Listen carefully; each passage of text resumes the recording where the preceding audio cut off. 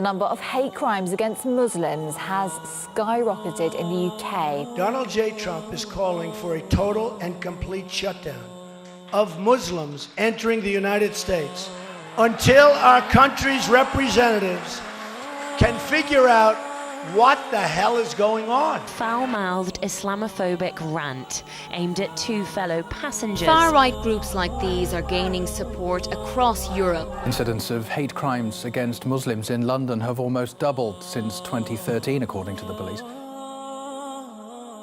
Yasser Abdel Muttalib is a young British Muslim who is known in the community for his beautiful smile and gentle character.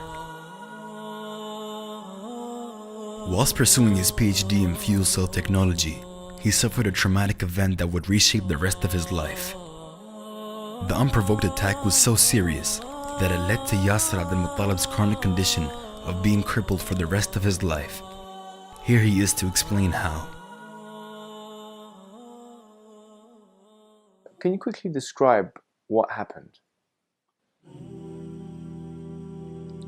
I decided to do some traveling between March and September before the proper study begins. Alhamdulillah, I grew up on the deen. Alhamdulillah, I always used to find a place to live nearby the masjid so I could perform all my prayers in the masjid. Alhamdulillah, I was on the deen. I prepared myself to go to the Friday prayer.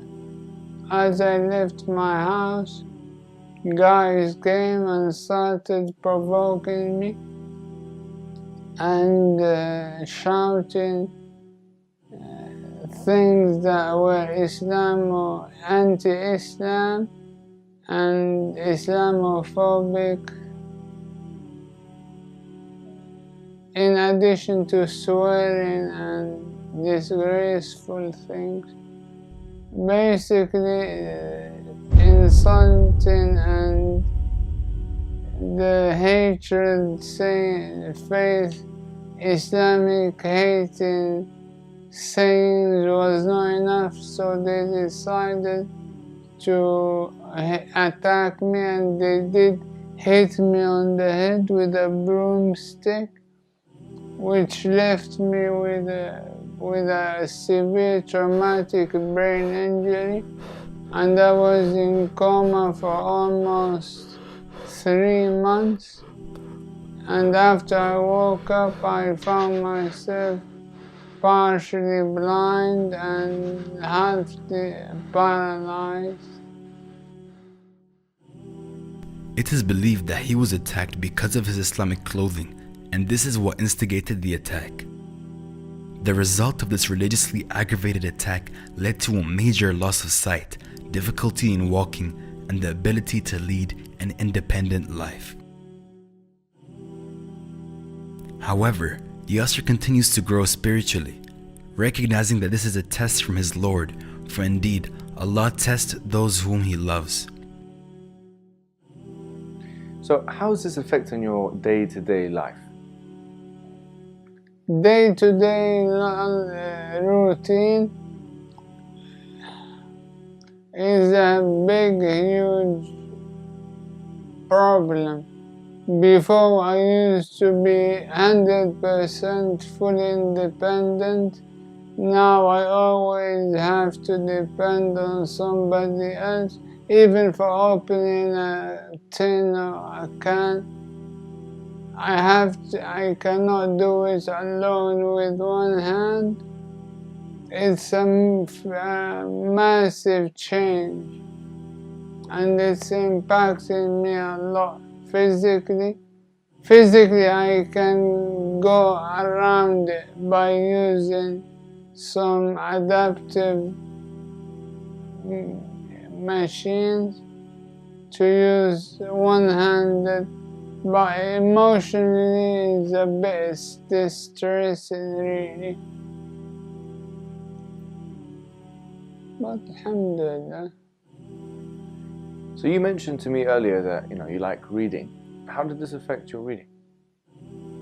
The only difference is, as before I used to read the whole book in 1 week, now it takes me a month or couple of months to finish it. That's the only difference. Any book I find and read, it won't last with me for more than a week. I remember one time I was traveling, and during my travel I bought about 800 books, finished them all. We Muslims have to stick on the deen and just follow what the Prophet said.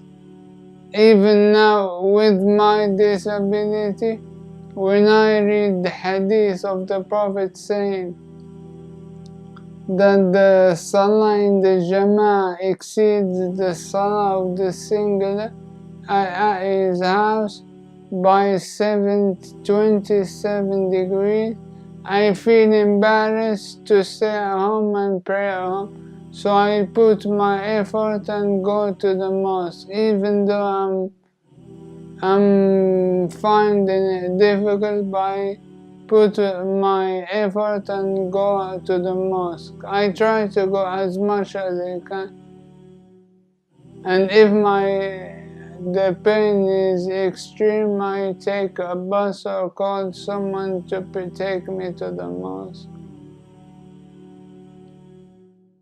You begin to notice Yasser's dedication and devotion when he speaks about his passion for reading and seeking knowledge, whereas others would complain that they can no longer live life to the fullest. The rise in Islamophobia has escalated due to recent media distortions and widespread misconceptions about the religion. As a result, Muslims have to bear the brunt and become victims of senseless and cowardly attacks.